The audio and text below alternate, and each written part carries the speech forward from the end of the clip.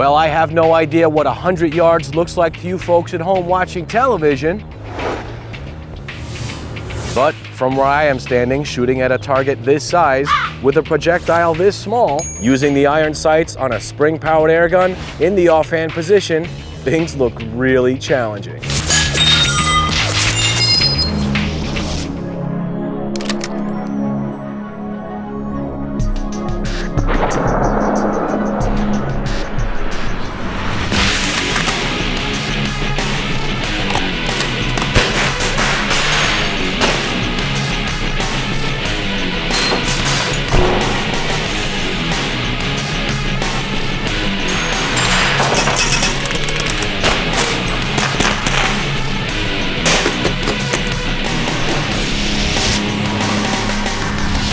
American Airgunner is sponsored by Pyramid Air. Airguns are not just for kids anymore. Umarex, your premium airgun supplier. And these fine sponsors. Hi there folks, and welcome back to American Airgunner. My name is Paul Capello. For today's episode, we'll be taking a look at long-range accuracy shooting with spring-powered air guns. You know, we've shown you a lot of scoped rifles on the show before, but I happen to be a big fan of using open sights. It poses the greatest challenge, especially with spring-powered air guns. We are 100 yards downrange. I've got some targets set up here. We have a rabbit field target with an 1.5-inch kill zone and some metallic animal silhouettes that get progressively smaller. Now I've already sighted in this 22 caliber RWS 350 Magnum. Here's my target over here. We have 1, 2, 3, 4, 5 shots, 2 in the kill zone. I think this gun is pretty much sighted in, but the trick, folks, we're not going to be rested at a bench. We're going to be shooting offhand. Seems like we have off and on rain showers here, but it's nice and calm. I'm going to get underneath the shelter, see if I can make this first shot.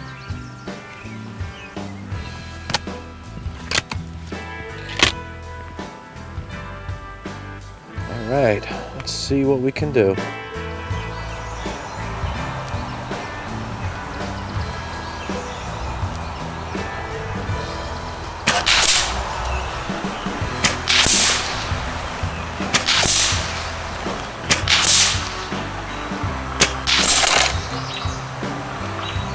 It took me a couple of shots to knock this target over, but it just goes to prove that a fine German Springer like this RWS 350 Magnum is capable of hitting an 1.5-inch target at 100 yards offhand with iron sights.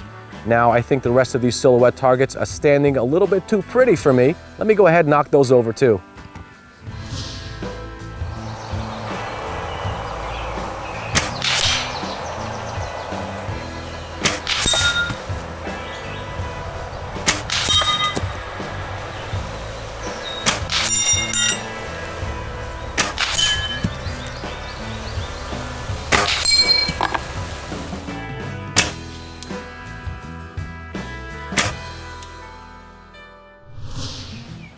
Okay, I'm ready for some more long-range accuracy shooting with spring-powered air guns. This time, a 22 caliber RWS Model 48. This is a side-lever air rifle. But before I go ahead and do that, this needs some modifications. If you take a close look at the front blade, it's awfully thick, and that's not going to be good for shooting targets out to 100 yards. So what I'm going to do is file that down to a point.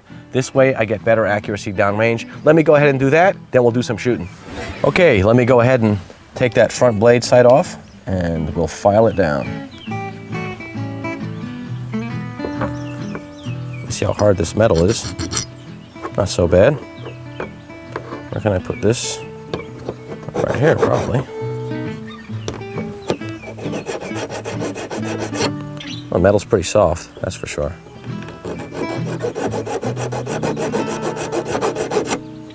Okay, I realized after I took the front sight off, I had nothing to clamp it to, so I just put it back on the dovetail. This is so much easier. Almost got the point I want there.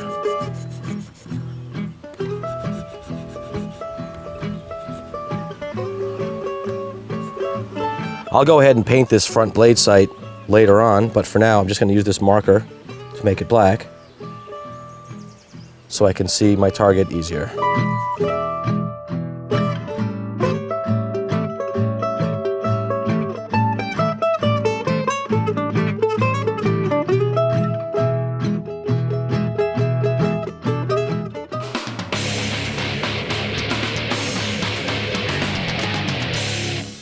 Well, okay, I've got the modified front sight on this RWS Model 48.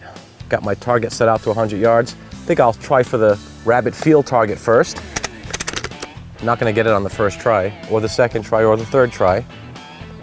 But if I can hit metal, I'll at least know where I am and adjust my shots accordingly.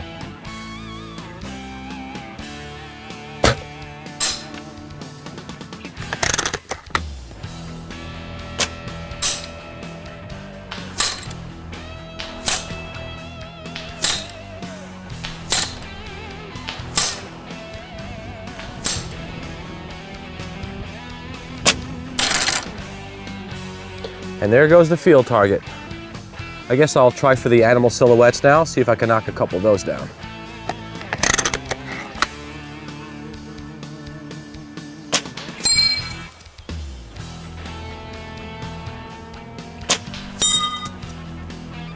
Okay, I have to say modifying that front post did make all the difference downrange with my accuracy. Now, in case you haven't noticed, Crystal isn't here with me today. She graduated college back in December, and this week she's at her commencement celebrations. Congratulations to you, Crystal. She did have a chance, though, to meet with a very special guest a couple of weeks ago. Let me go ahead and roll that tape for you, and when we come back, we'll find out if weighing and sorting your pellets makes a big difference downrange on paper targets. Some of you may have noticed that even though I shoot with my right hand, I aim with my left eye. Well, lucky for me, last week I had the chance to meet with an NRA certified instructor who gave me some tips on how to become a better left eye dominant shooter. Let's check it out. Hello everyone, today we have a very special guest with us. Chris, would you like to introduce yourself? Sure, my name is Chris Landell. I'm a certified pistol instructor with the NRA, and I'm also a licensed master falconer with both the federal government and the New York State government. Very cool, we're very happy to have you with Thank us. Now in season 1, I had the opportunity to do an eye dominance test with Tom Gaylord. We discovered that I was left eye dominant, but you have a couple of tests? Yep, I have 2 tests. One is going to involve pointing, Okay. and the other one is going to involve making a small hole. And what you're going to do, the first test, if you want to pick an object in the horizon Okay. and point at it. Yep. Now you're going to want to close your right eye. Now what does it do? Nothing. All right, so you're going to be left eye dominant. And like I said, we're going to confirm that same thing. Pick the same point, Okay. make the small hole, and then bring it back. See, yours it's a kind little of goes different for me. towards the middle. So it's almost like you're cross-eye dominant. You Okay. have a little bit of left eye dominance, but you're predominantly left eye dominant. So you're going to be shooting a little bit different. You're going to shoot with your left hand, and that's going to really alleviate some of the problems you're going to have by being cross-eye dominant, being that you're right-handed and left eye dominant. Okay. Now, Chris, we've laid out a few of our own airgun pistols, but I noticed that you brought your own gun today. I did. This is a Springfield XD 9mm. Okay. It's an actual firearm. It's a center fire firearm. The reason I brought it, though, is I want to make the point that the safety procedures that you're going to follow with an actual firearm are the same procedures you're going to follow with an air gun. So everything is going to apply to the air guns that applies to the actual handguns. All right. And do you want to show me the grip with Yes, the firearm? I do. Being that we talked that you're left eye dominant and right-handed, you're going to follow a few different procedures. Like I said, you want to shoot almost left-handed. Okay. So the way you're going to do that is normal grip is I'm right-handed, so I'm going to hold a firearm like this. You're going to roll it over, and everything is going to be basically a mirror copy, just reversed. Okay. So when you're holding the handgun like this, you're going to stack your hands, index your finger. Depending on the size of your finger, you may not be able to reach the front of the trigger guard. So just wrap it around, and then you're going to stack your left thumb on top of your right thumb. Okay. And then when you aim, you're going to want the firearm square with your hand. So it's going to line up with your left eye. When you're left eye dominant and right-handed, you have to lean your head over your arms. So that's going to add a few extra steps. So to take them out, we want to have you shoot left-handed. Okay. So if you want to give that a try, All right. now bring it right into your left hand. Typically I'm here, so Yep. I'm shifting Roll it right over. Okay. Now bring your right hand, stack your fingers. Now stack your thumb on top of your right hand. Yep. Just like this? Yep. Okay, and you mentioned to never cross your thumbs in the back? Correct. What that's going to do is the way a firearm works, the slide is going to come back to eject a spent casing from the action of the pistol. When you're shooting, if your thumbs are crossed in the back, that slide is going to come back and it'll actually cut your hand. Okay, and typically when I'm shooting an air gun, I usually put my weight on one hip, and with this it's almost pulling me centered. Right, Is and that right? that's what it's going to do. Okay. You want to keep your feet shoulder width apart. Yep. You're going to be squatting down a little bit, and you're going to be leaning into your shot. So when you extend your arms, you want them extended right in front of you, and you want to reach out. Okay. So everything is going to go directly in front of you. All right, and I almost noticed that it's tight in my lower back, Yep, leaning you forward. want it tight. Everything, imagine a stick going across the back of your shoulders. And you just want to kind of lean in, keep everything straight. The frame of the pistol should come all the way back to your left eye. All right, great. And sometimes when I'm shooting an air gun, I also typically would close one eye. Does that make a difference when I'm shooting? It does actually. The reason is when you're using your both of your eyes, what's going to happen is they're both going to take in light. By using just one, you're not getting as much light and your sight picture may be diminished. Okay, great.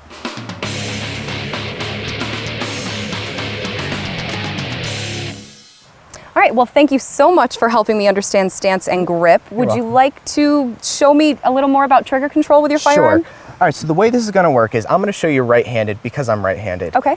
If you've noticed, there's a tab sticking out here. Yes. The way you're going to really address this tab is, the most comfortable way is to hold it here. But in fact, that's going to put the frame of the pistol on the wrong line, and it's going to be almost sitting in your hand the wrong way. Okay. So you want the trigger to basically sit across in the middle of your finger, about right here. All right. So what you're going to do is when you put it into your hand, everything is going to line up like the forearm we talked about, and when your hand comes in and your trigger finger comes on contact, you're going to depress that tab. And what that tab is a safety, and I noticed it's on your air gun too. It's this looks like a model of a Glock 17. What that does is it's your safety, like we talked about. In order to shoot, you're going to have to depress that tab, and this gun is a little bit different than that, where it has an additional safety. It's a backstrap safety. Okay. So to shoot, you have to depress that and this. And everything, when you have the proper grip and the proper trigger control, is it's going to depress that, and you're going to be able to shoot. Okay, excellent. Well, although we're not going to be shooting with the firearm today, I do have a Beretta PX4 Storm with me. So what do you say we go try some left-handed shooting? Sure. All right. I'm going to let you demonstrate first. So the gun is on safe. Okay. All right, so like I talked about before, we're going to follow the same procedures. Everything is going to be the same. The same procedures are going to apply if you're using an actual firearm or an air gun. Okay. The one thing I do want to mention though is your breath control. As you're breathing in, your arc of movement is naturally going to go up and down. So before we shoot, we're going to breathe in, hold the breath, and then exhale after the shot. That alleviates the arc of movement to an extent. You're still always going to have some being that you are breathing, but it's going to take away some of the movement. Okay. All right? And you would say about how far away are we? This is about 15 feet. It's a good distance to start from. As you start progressing into shooting, you're going to want to step back. The one thing that I do want to mention though is, being that we are at a close distance, you want to use a 6 o'clock hold position. Okay. What's going to happen is as you're shooting out further distances, the bullet is going to drop. In this case, we're so close, it's going to be a little bit higher than we expect it to be. So with the air gun, it would be the same thing with the firearm? Same exact thing. Okay, awesome. Well, I'm going to get out of your way and let Okay. you take a couple shots. All right, so I'm going to do the same safety procedures like I talked about. Line up.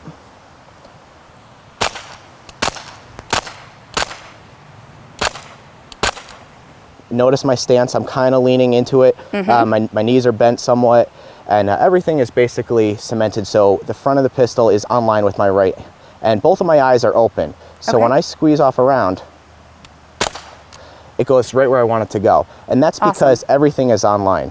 Once again.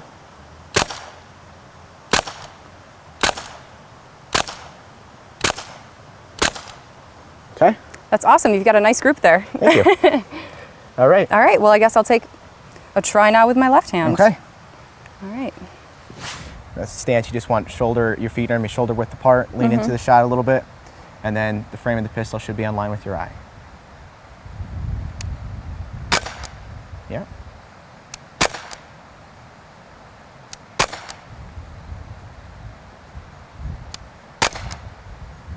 All right, how was that? Good, very good. Okay. Does that feel any different than leaning your head over? Very different. It's especially Yeah. hard for me because like I said, I'm used to keeping one eye shut. So it's forcing myself to keep both open, Right. but it's comfortable. Yeah, good. It is. All right, awesome. Thank you so much for coming on Thank the you. show. And, maybe next time you can bring your Falcon. Yes, that'd be fun. All right, awesome. Okay, it's time to shoot some groups on paper. We're going to be using sorted and weighed pellets versus unsorted and unweighed pellets. Let's start with the unweighed and unsorted pellets first. I'm just going to grab pellets out of the tin as if I was plinking, shoot a 5-shot group downrange. Let's see what happens.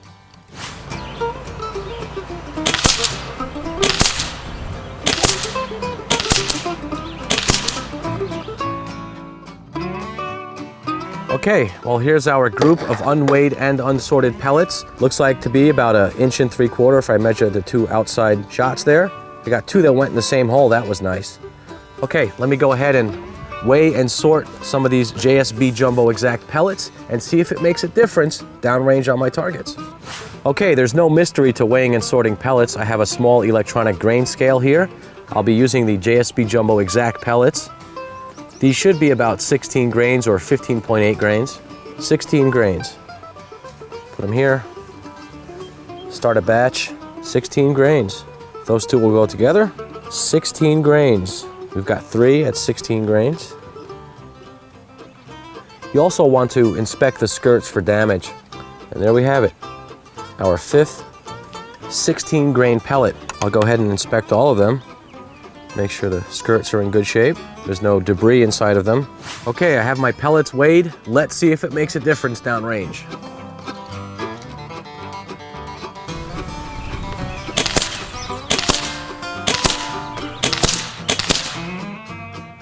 Well, does a few tenths of a grain make that big of a difference in a Magnum-powered spring rifle shooting at 60 yards with iron sights bench rested?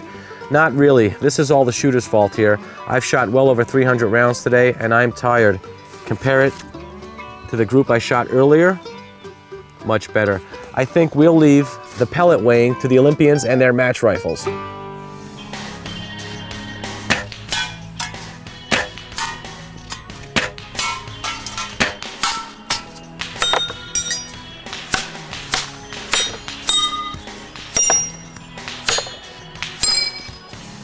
Wow.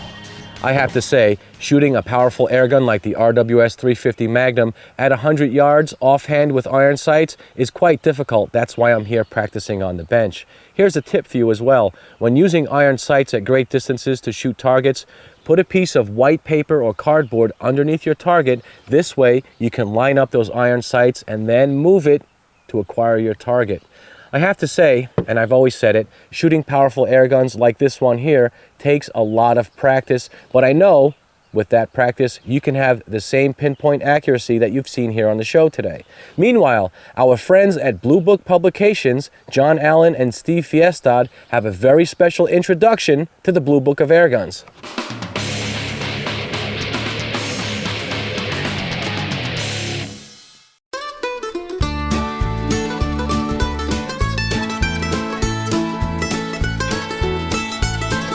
Hi, I'm Steve Fjestad. And I'm John Allen. Welcome to another segment of Blue Book University, seen exclusively on American Airgunner television. John, today I'd like for you to explain a little bit on your new 8th edition, how to use this book. I know there's a lot of viewers out there that are excited about this product, and we'd like to show them how to use your new publication. Well, inside the book, there is a section right up front about how to use this book. Each gun is going to be listed by the maker's name first, then there will be a category that'll tell you which type of gun it is, whether it's a handgun, a rifle, or a shotgun, and then each category will be followed with the model nomenclature. There's a lot of different information in here. The model name comes first, there'll be a model description following that. After the model description, there will be some cases images and values following along below it. On a lot of the guns, you'll find an NA in the pricing line.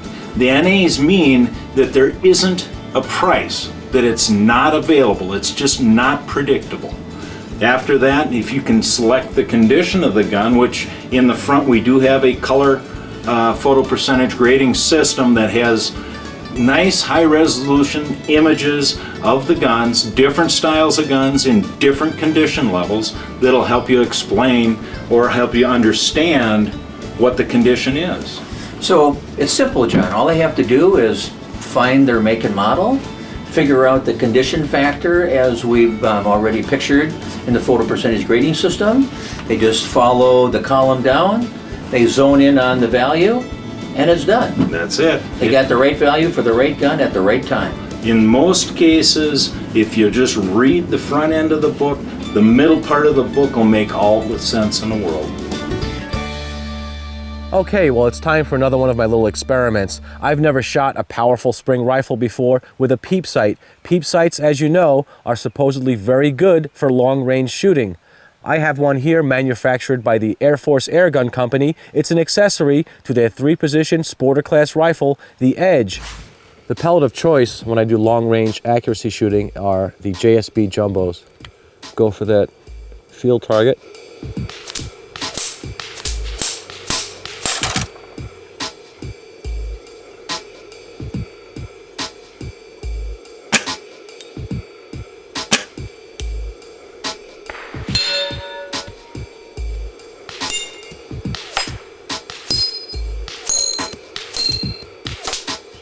Folks, I have to say it did take me a couple of tries to knock those targets down. First of all, because it's a very difficult shot. Secondly, I'm not used to using a peep sight, but I found it did work very nicely one-sighted in combination with the RWS 350 Magnum's front globe sight. As a matter of fact, I'm going to take a small handy cam, put it behind the peep sight. You'll see exactly what I saw downrange. You can see just how tiny those targets are from here. Every time you fire a spring-powered air gun, the piston inside the compression tube slams home with a tremendous amount of power, and over time it will loosen your stock screws. So before you go out for a day of shooting, make sure those stock screws are tight, because it's the #1 reason for losing accuracy in a spring-powered air gun. Also, after a day of shooting, take an all-purpose cleaner, wipe down all the wood and metal surfaces, get rid of those fingerprints and the moisture, because they will rust just like any fine firearm. Doing this every day will keep your air guns looking good for decades. Thanks for joining us on today's episode of American Airgunner. My name is Paul Capello. Until next time, shoot safe and have fun.